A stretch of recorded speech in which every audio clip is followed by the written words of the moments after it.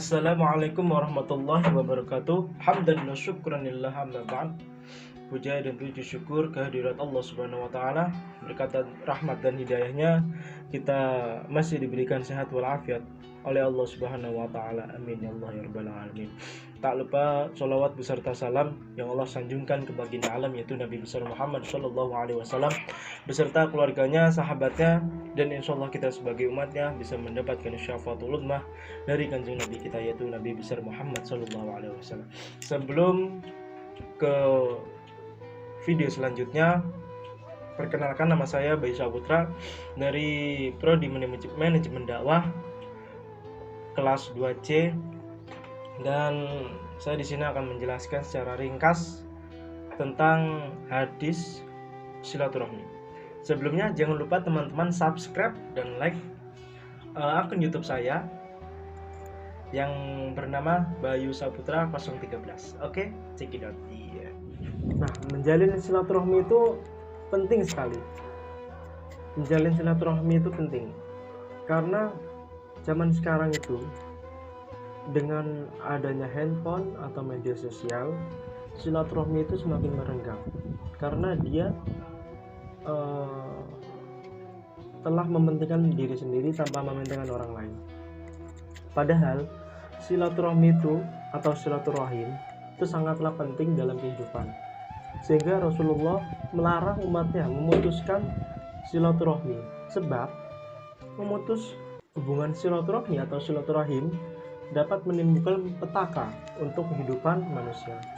Rasulullah Shallallahu Alaihi Wasallam bersabda, yang artinya telah menciptakan kepada kami Ali bin Hujar telah mengabarkan kepada kami Ismail bin Ibrahim dari Uayyanah bin Abdurrahman dari ayahnya dari Abu Bakar berkata, Rasulullah Shallallahu Alaihi Wasallam bersabda, tidak ada suatu dosa yang lebih layak dipercepat hukumannya di dunia ini oleh Allah kepada pelaku di samping atau azab yang disimpannya baginya di akhirat daripada zina memutuskan silaturahmi.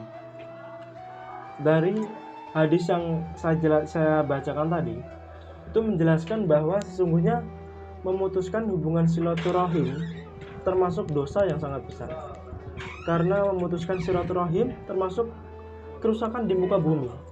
Allah Subhanahu wa taala bersabda, telah memutuskan kepada pelakunya dengan mendapat kutukan dan hukuman yang segera di dunia dan yang tertunda juga di akhirat.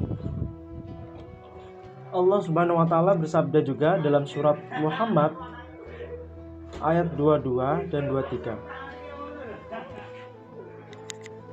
Maka apakah sekiranya kamu berkuasa, kamu akan berbuat kerusakan di bumi dan memutuskan hubungan kekeluargaan. Mereka itulah orang yang dikutuk oleh Allah, lalu dibuat tuli pendengarannya dan dibutakan penglihatannya.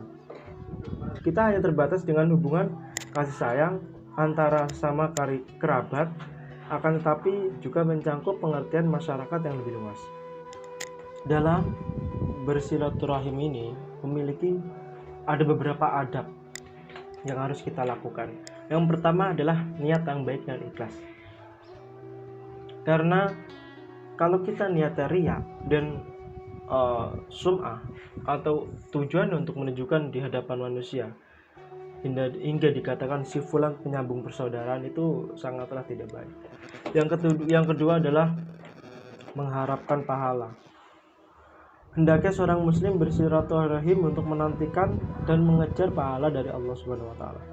Sebagaimana yang telah ia janjikan, janganlah seseorang bersilaturahim menunggu balasan yang setimpal dari manusia. Namun hendaknya ia semata-mata mengharapkan pahala dari Allah Subhanahu wa taala. Jadi bersilaturahim itu tidak butuh balasan dari seseorang, hanyalah butuh mengharapkan pahala dari Allah Subhanahu wa taala. Inilah pengertian dari hadis silaturahmi. Kurang lebihnya dari saya mohon maaf. Wassalamualaikum warahmatullahi wabarakatuh.